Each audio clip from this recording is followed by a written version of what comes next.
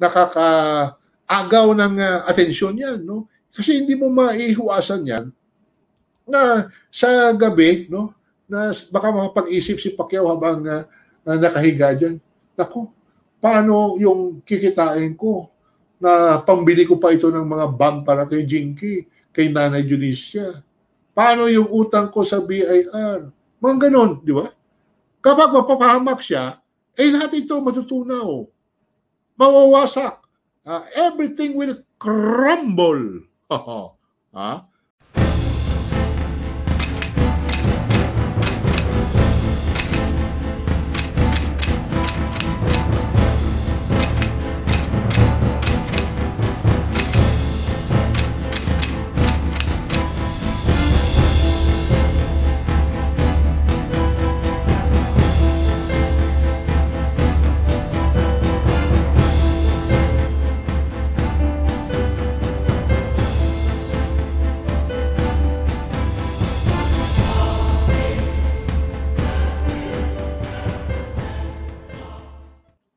Now, kagabi din po, no? Kagabi din ay parang napakarami ngayon, no? Maraming trabaho ang mga abogado ni Senator Emmanuel Dapidran Pacquiao, no? Dahil ganon din po, no? Humingi din ng sumulat din, no? Ewan ko, isang sulat ito o magkaibang sulat to. Humihingi ang kampo ni Pacquiao sa PNP na imbestigahan din ito tinatawag na fake news, fake PDP laban memo. Naku, kasali na ako dito. Baka sasampahan ako ng kaso dito. Okay, yung bagong-bago ito, no? 12:55 PM ngayong hapon lang ito. Nako, scope na naman tayo sa YouTube nito, no? O kanina na yan, no? Pacquiao's camp also complained, no, about the fake news brought about by a PDP Laban document indicating a confidential plan dated June 8, 2021, no?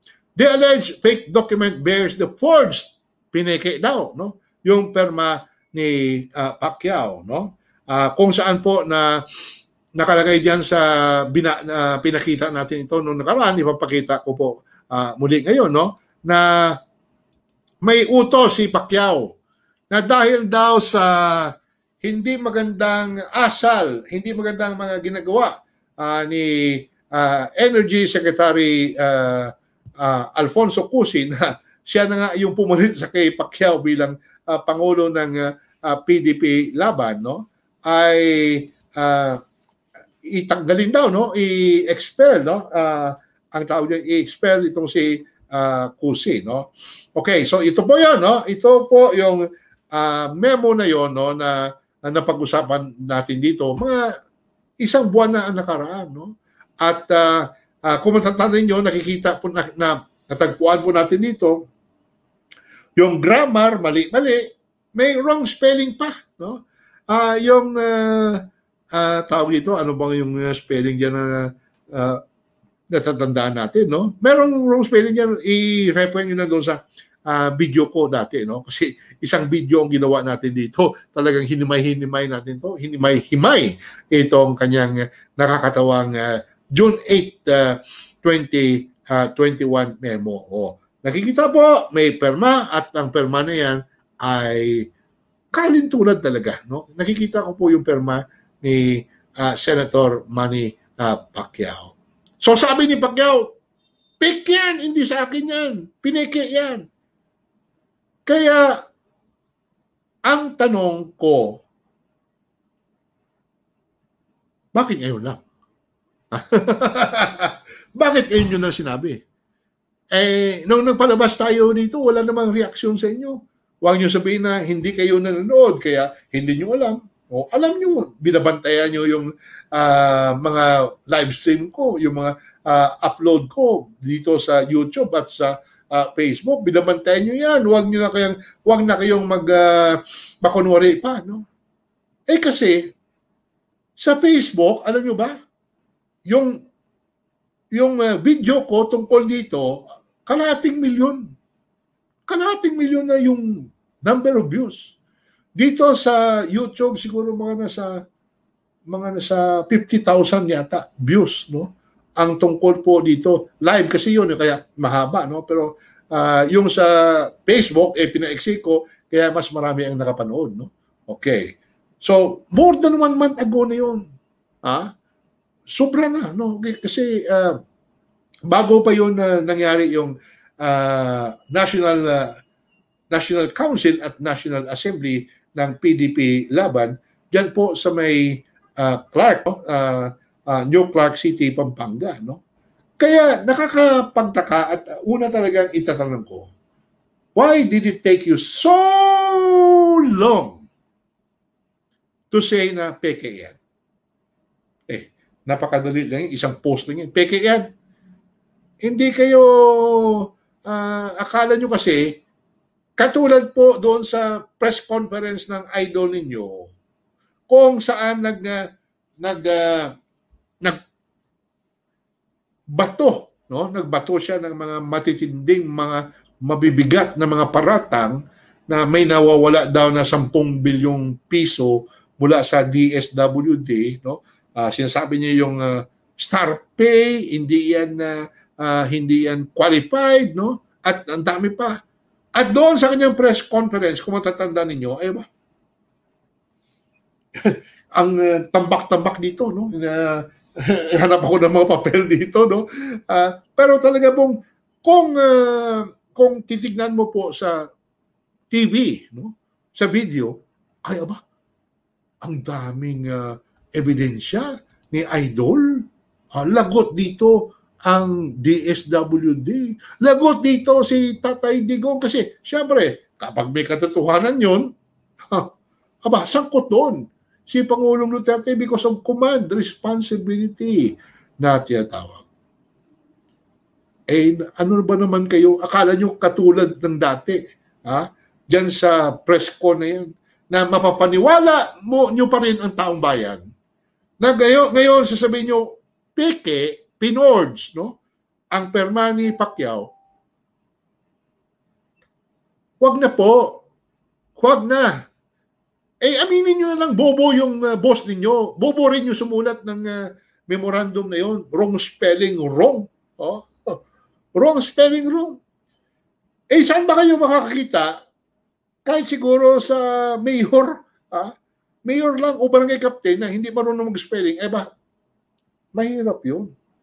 Ano pong ibig sabihin nun na binabasa niya yung pipirmahan niya at hindi niya nga alam na mali yung grammar, mali pa yung spelling.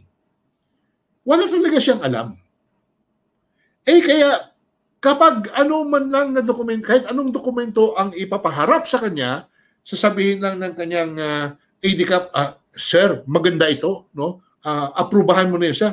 Ganun ba? Ano bang ibig sabihin nito? Sir, ibig sabihin niyan, gwapo ka. Ganun ba? Sige na, sige na.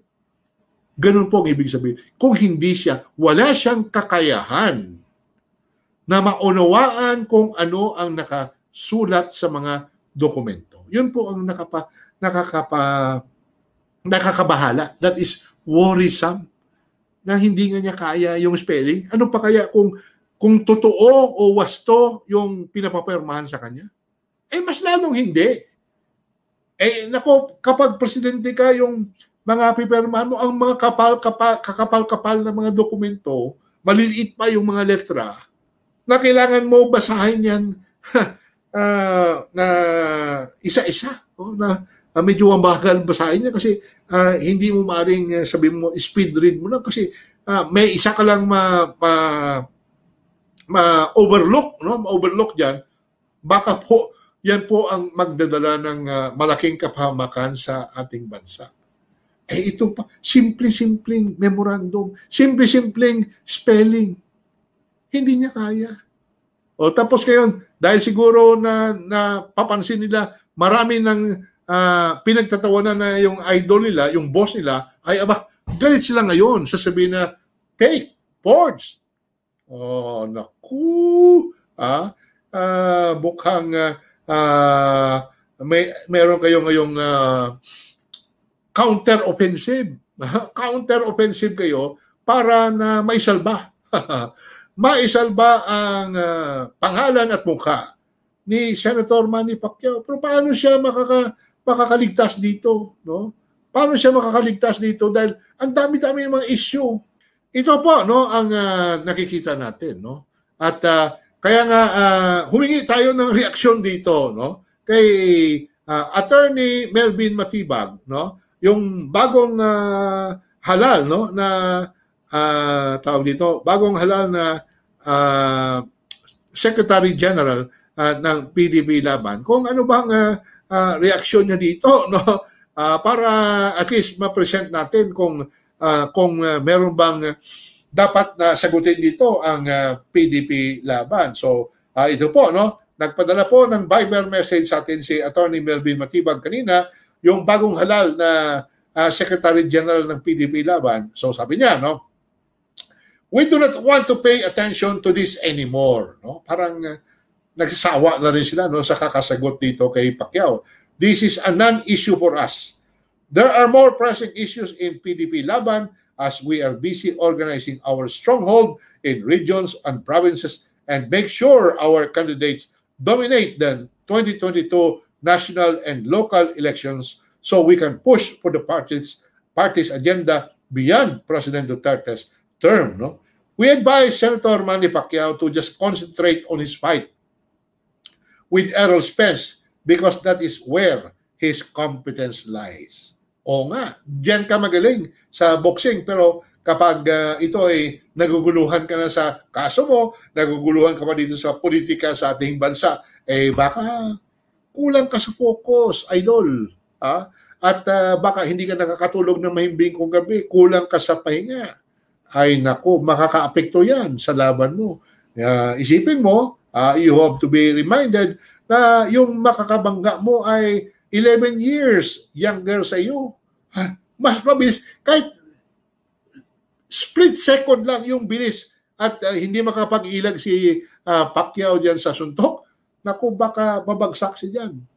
Kasi sa boxing po, ay kita niyo naman kahit sa Olympics, no, yung pag-ilag ay the place lang parati ang tama dahil na sa kanilang training ay ganoon po no, talagang nakikita nila yung pagtapon ng suntok no, na anticipate no, anticipate na meron silang nararamdaman na kung saan na tama kaya ilag sila.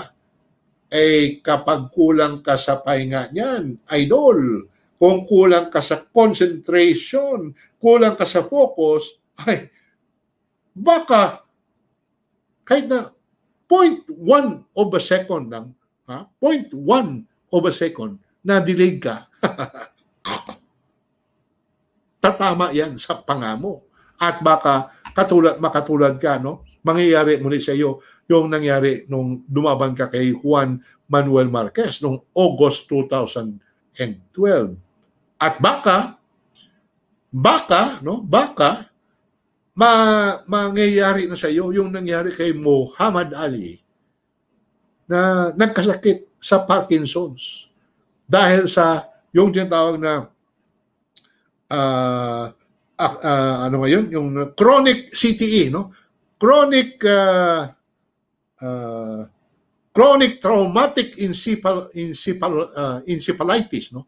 CTE o mas kilala na punch drunk.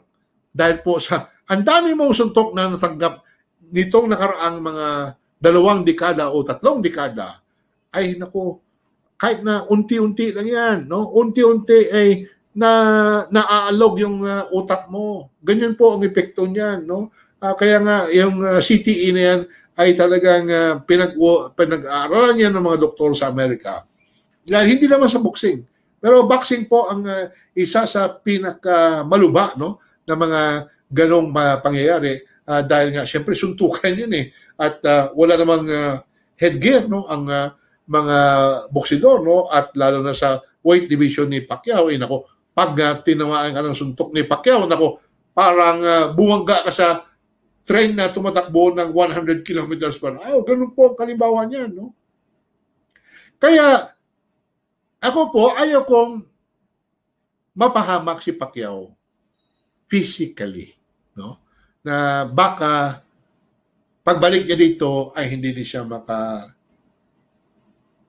pagsalita ng matuwid. Ngayon pa lang nakikita natin, utol na yung magsalita no? Punch drunk, no? Yun po ang tawag dyan, no? Kaya kung ako tama po itong sinabi ni Attorney Matibag, diyan ka na lang muna sa boxing mo.